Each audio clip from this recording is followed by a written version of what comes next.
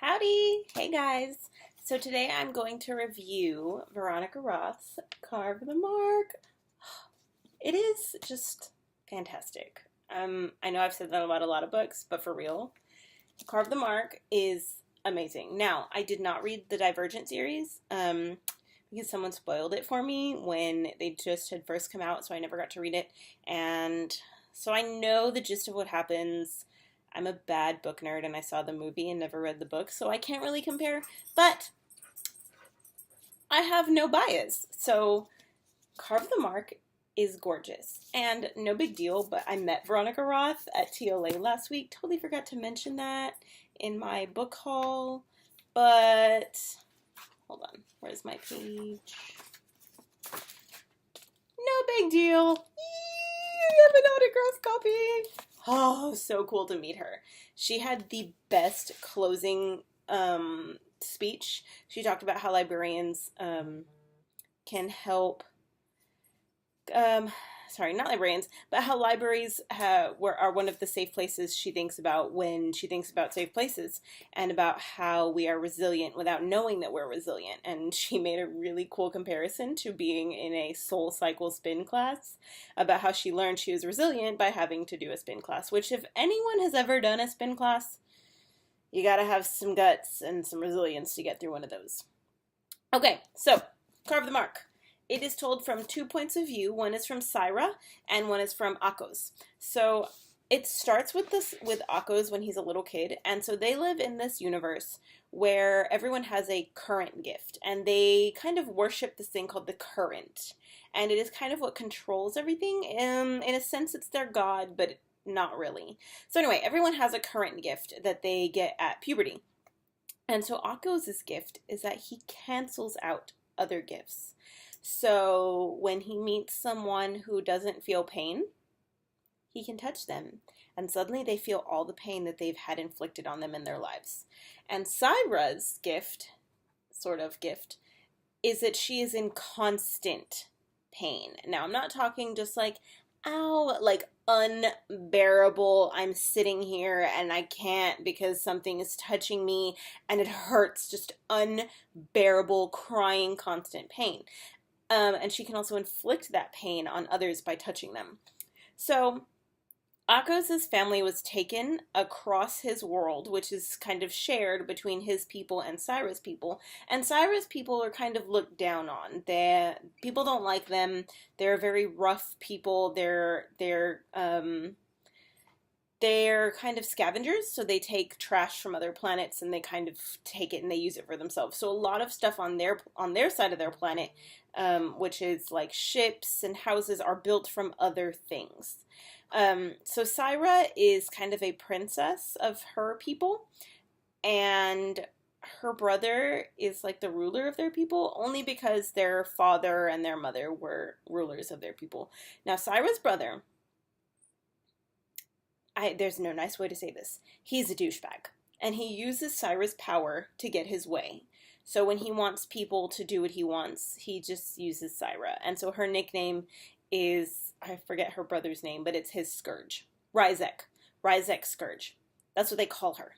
So imagine being 16 or 17, just living in constant pain, and then being used by your brother and being referred to as your brother's scourge. Not cool. Not at all. So she kind of has to decide how she feels about the ruling in her country, which is her brother. So does she want to go along with him and his kind of evil ways? And he's doing it for his own reasons, and he thinks that he's doing what's best for his people, but it's not. And then she meets Akos, who is not like her brother. There's my dog. And he's gentle and he's kind, and he believes that he is going to fulfill something bigger than himself. So everyone has a fate in their universe. Everyone has a future, but not everyone has a fate. And certain families are fated, and both of their families are fated. And Akos' fate is something that really affects his relationship with Syra. Now remember, her current gift is pain, and his is to cancel out pain. So you can kind of see how that kind of parallels each other. Their relationship is one of the coolest relationships I've ever gotten to see grow in a book. So they go from where he doesn't know how he feels about her. Like, he's not totally okay with her because she's this terrible person according to everyone else. But he is also one of those, he kind of sees the good in her, and he tells her, your monstrousness is not permanent, because she refers to herself as monstrous. And watching Syra, y'all, I'm all about female plot character development, and Syra's character development is amazing. Like, she goes from this person where she thinks she believes that she deserves this pain and that other people deserve this pain, and that's why she's going to inflict it on them, to this person where she can now take control of her current gift and say, no, I don't deserve this pain, and I can block my own pain now. And it's not that I don't feel it, it's that now I know I can withstand my pain. And it is just beautiful. I read some reviews where people were talking about how slow it is. I did not have any point where it was really slow. Like, I literally could not put it down. And last Monday, before I left for TLA, I was worried that I wasn't going to finish it in time. So I bought the audiobook. If you can get the audiobook of Carve the Mark, do it. Because the voices of Syra and Akos are just wonderful. The voice of Akos is this man. I don't remember who he is, but his voice is just so soothing that I would rewind it before I went to bed so that I could just listen to him and fall asleep, because it was just, you can hear that he is a gentle soul and he wants to be better than what he is, and he wants to do what he is set out to do. And it is a really good story. There's lots of adventure, there's a little bit of romance, of course, and there's a lot of just self-discovery, which I think is really, really cool, especially in a YA book.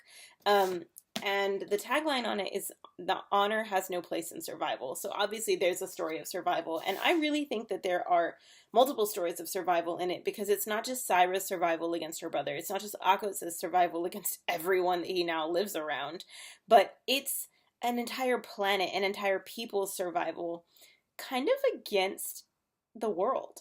And it was really cool to read it, and I really hope you like it, because it was just fantastic. I was really sad when I finished it, because I was like, oh, damn, it's over now.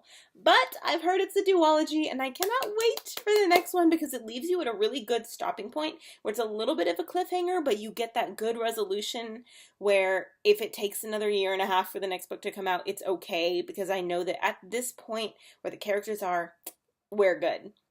So that's my review on Carve the Mark. I hope you enjoyed it, and I hope that you read it, because it's wonderful. And no, you cannot have my copy because it's mine and it's got my name on it now. All right, y'all, have a good day or evening or night, wherever it is you're watching. And please click the little subscribe button, or the thumbs up or the thumbs down, but probably a thumbs up and a subscribe, and you'd make me really, really happy. Anyway, have a good day. I hope y'all read Carve the Mark. Oh, sorry, and my currently reading is Warcross.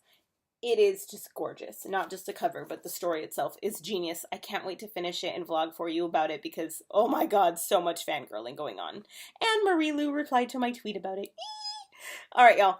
I'll talk to y'all later. Enjoy your evening. Bye.